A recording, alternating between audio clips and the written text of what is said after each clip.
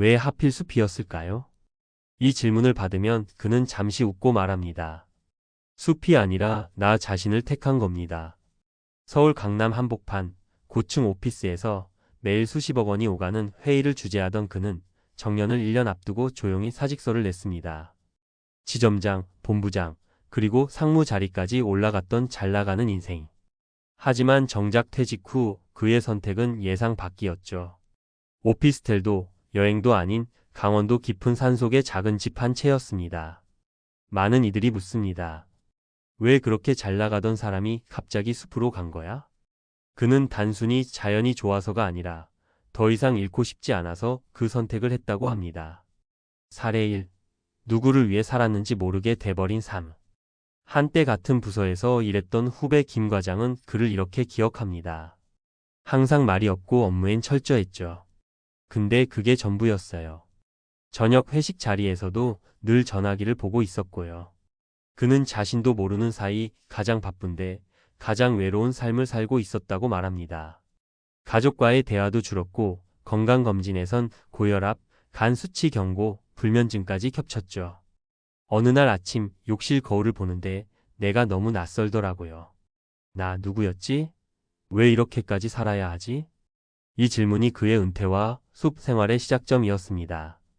인생의 정답을 맞추느라 자신을 잃은 사람, 바로 우리 대부분의 이야기이기도 합니다. 사례 2. 돈이 많아질수록 내 삶은 텅 비어갔습니다. 은행 임원이 되면 걱정 없이 노후를 보내리라 생각했던 그는 예상과 달리 퇴직 직후부터 정서적 공허에 시달렸습니다. 퇴직금을 받고 통장엔 몇 억이 있었지만 아침에 눈을 떠도 더 이상 내가 있어야 할 이유가 없었던 거죠. 그는 말합니다. 평생을 남을 위해 결정하고 지시하고 회의하느라 보냈어요. 근데 이제 내 삶은 내가 결정해야 하는데 그게 제일 어렵더군요. 그의 말은 놀랍도록 많은 은퇴자들과 닮아 있습니다. 돈보다 더 중요한 건 나의 시간에 어떤 의미를 부여할 수 있는가라는 점. 숲에서의 삶은 그에게 그 의미를 찾아주는 여정이었습니다. 사례 3. 아내와 단 둘이 마주 앉았을 때 처음엔 무슨 말을 해야 할지 몰랐어요. 숲속 집으로 이사하던 날 아내와 함께 한적한 마당에 앉았을 때 그는 당황했다고 합니다. 아니, 평생 같이 산 아내인데도 무슨 얘기를 해야 할지 모르겠는 거예요. 그동안 직장, 자녀, 돈 문제만 이야기했지 감정을 나눈 적이 없었던 거죠. 하지만 매일 나무를 자르고 장작을 피우고 두 사람이 직접 밥을 해 먹으며 웃고 걷고 울다 보니 다시 연애하던 감정이 돌아왔다고 합니다. 그제야 깨달았죠. 내가 벌었던 억대 연봉보다 아내가 내게 건네는 따뜻한 미소 하나가 더 값지다는 걸요. 많은 사람들이 은퇴를 끝이라 생각합니다. 하지만 그는 말합니다. 은퇴는 끝이 아니라 처음이에요. 지금까지는 남이 시킨 삶을 살았고 이제부터는 내가 택한 삶을 살 수 있는 시간이죠. 그가 숲을 택한 이유는 화려한 삶을 버리기 위해서가 아니라 잃었던 진짜 나를 되찾기 위한 선택이었습니다. 그리고 이 이야기는 그저 은행 임원의 특별한 사례가 아니라 우리가 모두 한 번쯤 맞이할 삶의 리셋 버튼에 대한 이야기입니다. 당신은 어떤 삶을 택하시겠습니까? 숲이 아니어도 괜찮습니다. 다만 퇴직 후에도 자기 삶의 방향을 묻는 사람이라면 지금부터라도 나를 위한 삶의 지도를 그려야 할 시간입니다. 많은 사람들이 이렇게 말합니다. 은퇴하면 좀 쉬면서 여행도 다니고 골프도 치고 손주도 돌보고 그렇게 천천히 살고 싶어요. 하지만 현실은 다릅니다. 막상 은퇴하고 나면 하루가 너무 깁니다. 하고 싶은 일보다 해야 할 일이 없고 누군가 날 기다리는 것도 없습니다. 오히려 무기력감, 정체감 상실, 심하면 우울증까지 겹칩니다. 왜 그럴까요? 첫 번째 이유, 은퇴 후 역할 상실의 충격을 과소평가하기 때문입니다. 직장에서의 직책은 단순한 직무 이상입니다. 그건 내 존재의 정체성이기도 합니다. 매일 누군가가 나를 필요로 하고 내 결정을 기다리고 내가 움직이면 일이 굴러가는 세상이 있었죠. 그런데 은퇴 후 그런 세계가 사라집니다. 지금까지는 직장에서의 역할이 나의 존재의 이유였는데 그게 한순간에 사라진 겁니다. 그래서 많은 이들이 내가 쓸모없는 존재가 된 것 같다고 느낍니다.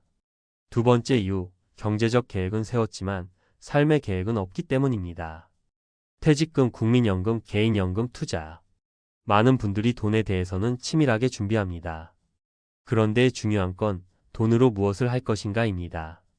다시 말해, 시간을 어떻게 쓸 것인지에 대한 계획이 없다면 돈만 있어도 삶은 텅 비게 됩니다. 돈은 도구이지 목적이 아닙니다. 도구가 아무리 좋아도 그걸 어디에 쓸지 모르면 아무 소용이 없습니다. 그래서 우리는 무엇을 하며 살 것인가에 대한 질문을 반드시 던져야 합니다.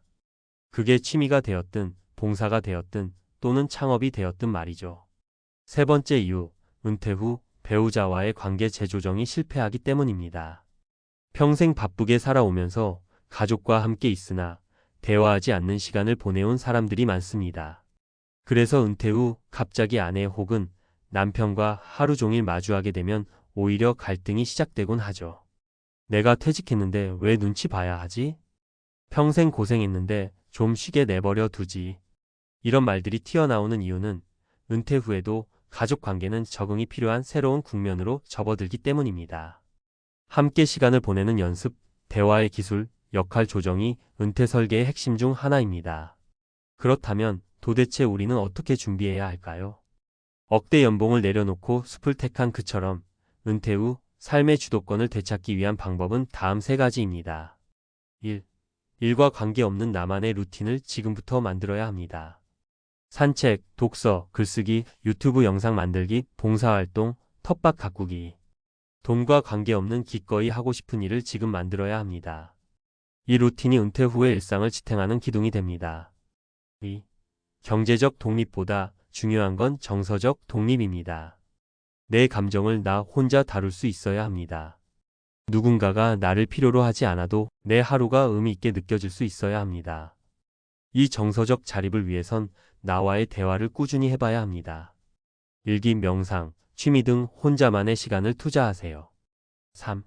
관계를 정리하거나 다시 구축하는 시간이 반드시 필요합니다.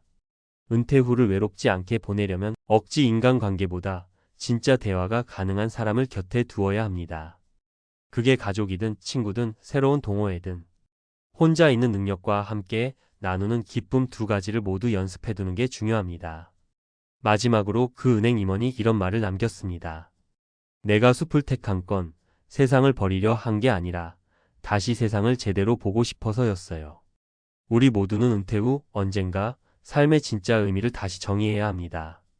그 시기가 지금일 수도 있고 곧 다가올 수도 있죠. 준비된 사람에게 은퇴는 위기가 아닌 회복의 기회가 됩니다. 억대 연봉을 벌었던 그도 결국은 자기 자신으로 돌아가는 길을 택했듯이 당신도 지금부터 그 길을 조용히 준비해 보는 건 어떨까요?